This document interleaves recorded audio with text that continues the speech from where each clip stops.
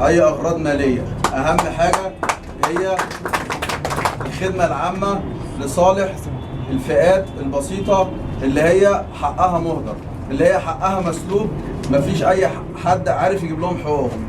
الهدف الاساسي هو ليس مركز محاماه ولا ليس مركز استشارات قانونيه ولا مركز حقوق. اهم حاجه الهدف الاساسي هو الدفاع عن الفئات المهمشه، خاصه قطاعات كبيره خاصه، قضايا بالمراه، قضايا بالطفل، قضايا معاقين، قضايا خاصه بالطلبه، بالعمال.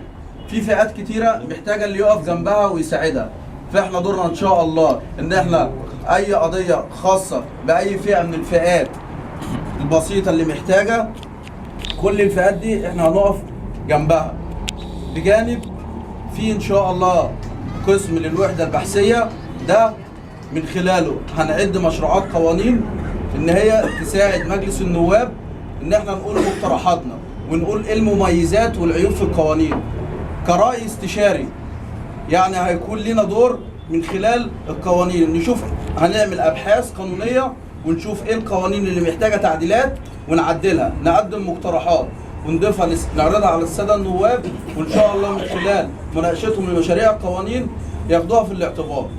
بجانب ان احنا هيبقى في قسم للتدريب لشباب المحامين اللي لسه متخرجين ان شاء الله باذن الله، على اساس نعد كادر من المحامين حديث التخرج ان هم يقدروا مهنه المحاماه مهنه عظيمه، ومعظم للاسف في حاجه بسيطه يعني حواليها شبهات مش عايزين نتكلم عنها بخصوص المحامين. لا، المحامين 99% منهم افاضل، ولكن اي تجاوز بخصوص المحامين احنا كده كده مش هنتكلم فيه.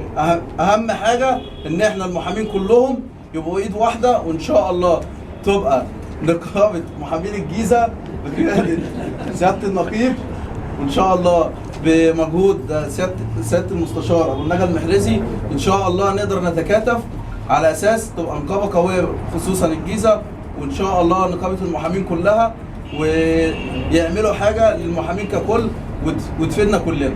وشكرا.